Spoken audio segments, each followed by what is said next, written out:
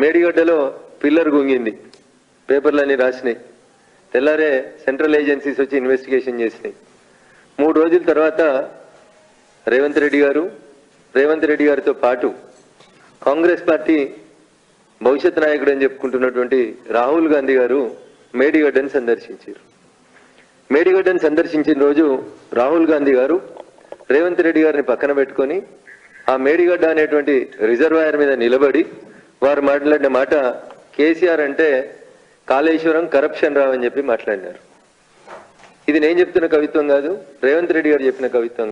వారి నాయకుడు గౌరవనీయులు రాహుల్ గాంధీ గారు మేడిగడ్డ అనేటువంటి కట్ట మీద నిలబడి మాట్లాడినటువంటి మాట, కేసీఆర్ అంటే కాళేశ్వరం కరప్షన్ రావు అని చెప్పారు.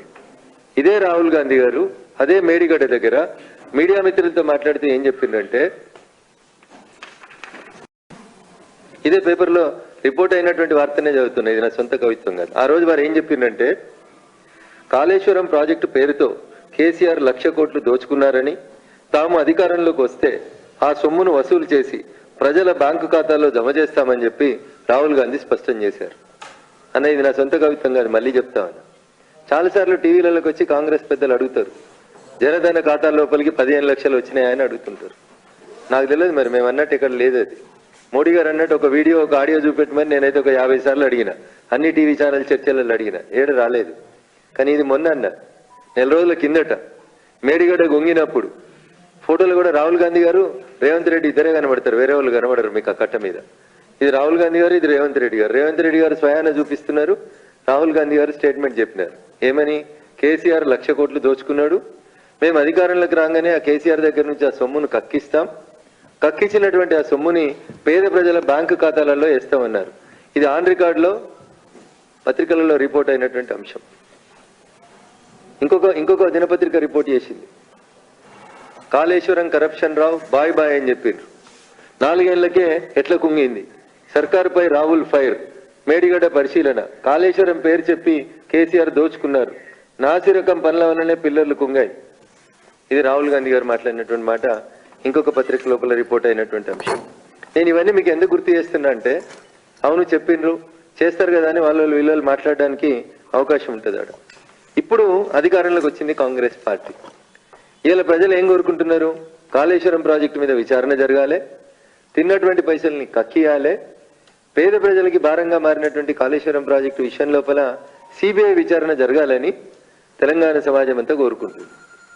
సిబిఐ విచారణ జరపడానికి 3 మార్గాలు కనబడతాయి. జనరల్గా ప్రజల ముందు ఉన్నటువంటి మార్గాలు 3.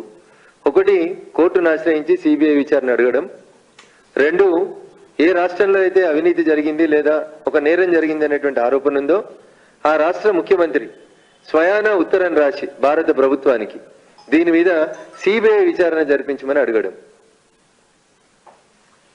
లేదా సుప్రీంకోర్టు ఇన్వాల్వ్ అయి సుప్రీంకోర్టు ఉత్తర్వులు ఇచ్చి సిబిఐ విచారణకు ఆదేశించడం. ఇవి ఈ దేశంలో ఉన్నటువంటి సిబిఐ విచారణకు ఆదేశించినటువంటి సందర్భాలు.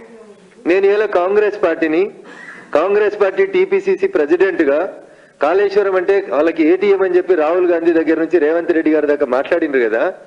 నేను ఇలా ఒకటే సూటి మాట్లాడుతున్నా రేవంత్ రెడ్డి గారిని. చాలా విషయాల లోపల మీరు సమాచార హక్కు చట్టం కింద సమాచారం తెచ్చుకుంటారు, మీ దగ్గర చాలా ఫైళ్లు ఉంటాయి, చాలా ఇన్ఫర్మేషన్ ఉంటుంది అని చెప్తారు కదా. మీరు గెలిచి అధికారంలోకి వచ్చి ముఖ్యమంత్రిగా ప్రమాణ స్వీకారం చేసిన మొదటి రోజే నాలాంటి వాళ్ళం ఏం ఎక్స్పెక్ట్ చేసినామంటే, రేవంత్ రెడ్డి గారు ఒక ఉత్తరం రాస్తారు భారత ప్రభుత్వానికి, భారత ప్రధానమంత్రి గారికి, in the capacity of chief minister of Telangana 1,00,000 కోట్ల అవినీతి జరిగిందని ఆరోపణలు చేసినటువంటి కాళేశ్వరం ప్రాజెక్టు మీద సిబిఐ విచారణ జరుపుమని ఒక సింగిల్ పేజీ ఉత్తరం రాయడం లోపల, 4 లైన్ల ఉత్తరం రాయడం లోపల రేవంత్ రెడ్డి గారికి ఉన్నటువంటి ఇబ్బంది ఏంది, కలుగుతున్నటువంటి అవస్థ ఏంది అనేది ఇలా తెలంగాణ సమాజం అడుగుతుంది. నీకెందుకు డౌట్ వచ్చింది రఘునందన్ అని మీరు అంటుండొచ్చు.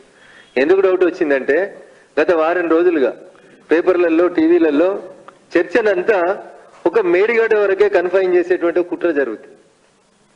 మేడిగడ్డ కుంగింది మేడిగడ్డ కాబట్టి ఎఫ్ఐఆర్ ఏం చేస్తారు, టీపీసీసీ ఉపాధ్యక్షుల వారు పోయి మేడిగడ్డ మీదనే ఎఫ్ఐఆర్ రిజిస్టర్ చేపిస్తారు. దాని మీదనే ఆ ఎఫ్ఐఆర్ ని సిబిఐకి ఇమ్మని హైకోర్టులో వాళ్ళే పిటిషన్ వేస్తారు. అంటే what is the interest and what is the intensity of the case. Kaleshwaram అంటే ఒక మేడిగడ్డ కాదు, మేడిగడ్డ కట్టింది కాళేశ్వరాన్ని దోసుకున్న ఆయన కాదు, మేడిగడ్డ కట్టింది ఎల్ఐన్టీ అనేటువంటి కంపెనీ. మీరు ఏం చేస్తా ఉన్నారు? మొత్తం 1,00,000 కోట్ల ప్రాజెక్ట్ అయిన కాళేశ్వరాన్ని చిన్నదిగా చేసి చూపెట్టి కేవలం మేడిగడ్డ వరకే మీ టీపీసీసీ ఉపాధ్యక్షుల వారు ఇచ్చినటువంటి కంప్లైంట్ మీద మేడిగడ్డ వరకే మీరు దాన్ని కేసుని కన్ఫైన్ చేస్తూ సిబిఐ విచారణ అంతవరకే అడగాలనుకుంటున్నారా? ఏమంటారు? ఇక్కడ మీరే చేయాలని మంత్రి అంటారు, మేం చేయమని ఎల్ఎన్టీ కంపెనీ అంటది. ఇది కూడా రఘునందన్ రావు కవిత్వం కాదు. నిన్న మంత్రి సమీక్షించారు, మొన్న రాత్రి ముఖ్యమంత్రి గారు సమీక్షించారు. ఏమంటారు? ఎల్ఎన్టీ ఇది కుంగింది అన్న తెల్లారి ఎల్ఎన్టీ నుంచి ఒక ప్రతినిధి ఒక ఉత్తరం ఇచ్చిండని చెప్పి పేపర్లలో వార్త వచ్చింది. ఏమని? ఎల్ఎన్టీ అనే సంస్థనే ఈ కుంగిపోయినటువంటి మేడిగడ్డని పూర్తిగా తమ సొంత ఖర్చులతో రిపేర్ చేస్తుంది అని అప్పుడున్నటువంటి బీఆర్ఎస్ ప్రభుత్వం ఒక కింది స్థాయి అధికారితో ఒక ఉత్తరం ప్రజలకు ఇచ్చి రాష్ట్ర ప్రభుత్వం మీద భారం పడతలేదని నమ్మించేందుకు ప్రయత్నం చేసింది. నిన్న ఎల్ఎన్టీ ప్రతినిధులు వైస్ ప్రెసిడెంట్ హోదాలో ఉన్నటువంటి వ్యక్తి గౌరవ ఇరిగేషన్ శాఖ మంత్రి ఉత్తమ్ కుమార్ రెడ్డి గారితో కలిసి జరిపిన మీటింగ్ లో ఆయన ఏమంటాడంటే, మేం ప్రాజెక్టు కట్టడం ఎప్పుడో పూర్తి అయిపోయింది, మేడిగడ్డ కట్టిన తర్వాత మేము 2022 సంవత్సరం వరకే మెయింటెనెన్స్ మా బాధ్యత, 2022 సంవత్సరం తర్వాత మాది బాధ్యత కాదు, ఇక మీరు రాసుకున్నటువంటి అగ్రిమెంట్ లో అదే రాసి సంతకం పెట్టినాం మేము, కాబట్టి ఇది మేము కట్టము అని సింపుల్ గా ఎల్ఎన్టీ వాళ్ళు చెప్పి తప్పించుకున్నారు మంత్రి గారి ముందు. మంత్రి గారు ఎల్ఎన్టీ మీద ఆగ్రహం వ్యక్తం చేశారు.